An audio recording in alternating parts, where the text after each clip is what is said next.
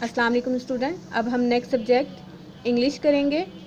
गुज़िश्ता रोज़ मैंने आपको 5 colours name दिए थे लिखने के लिए और याद करने के लिए, और मैंने कहा था कि वेडनेसडे और थर्सडे 2 डेज़ देकर आप इसको अच्छे तरीके से प्रिपेयर करें। तो आज थर्सडे है, तो आपने इसी कलर्स नेम्स को याद करना है। याद करके ज़ुबानी कॉपी पे लिखने की कोशिश करना है, ठीक है। लेकिन आज हम नेक्स्ट वर्क करेंगे CW। आप उसे बेशक याद ना करें, just right.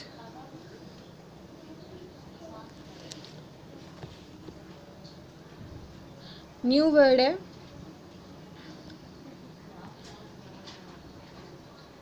Bed, BED, bed. Bed mean पलंग, BED, बेड। बेड मीन पलंग। BELL, bell. बेल मीन घंटी। BELL, bell. बेल मीन घंटी। आपने इसको कॉपी पे लिखना है, CW करना है इस तरह, और नेक्स्ट पेज पर HW करेंगे।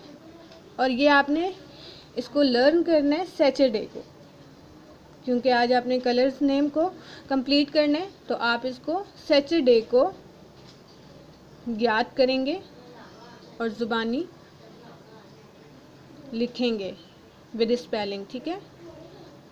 Thank you. ये आज आपका इंग्लिश का काम है।